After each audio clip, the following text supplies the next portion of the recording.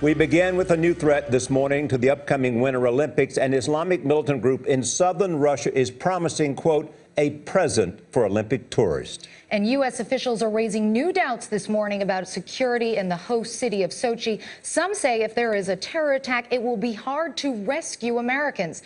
Margaret Brennan is at the State Department. Margaret, good morning.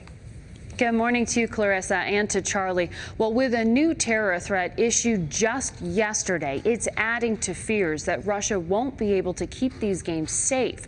The State Department has already advised American spectators to stay vigilant.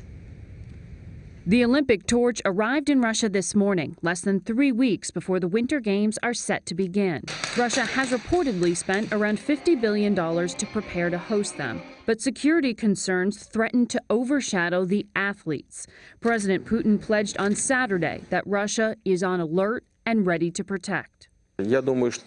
Our task as organizers is to provide security for the participants and guests of the Sochi Olympic Games, he said, and we're going to do everything for it.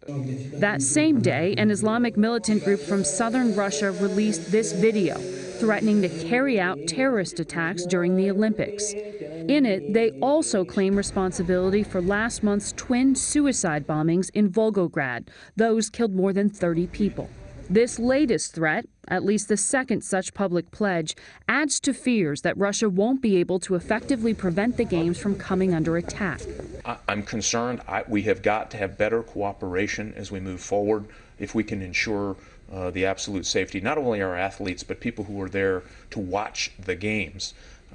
I think they think this is a political embarrassing situation for them. President Putin said Russia is working with other governments to ensure security. I believe the international community in various fields should make joint efforts in fighting against terrorist acts and the killing of innocent people, he said. Dan Richards heads a Boston-based firm contracted to provide emergency services for the U.S. ski and snowboard teams. This is not like Calgary or Albertville, France, or Lake Placid. It just isn't.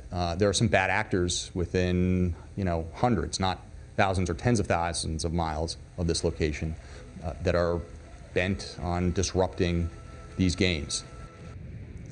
For its part, Russia is sending troops to the south of the country. It's an operation known as the Ring of Steel, and it includes nearly 40,000 military personnel and police to try to protect these games. Margaret, thank you.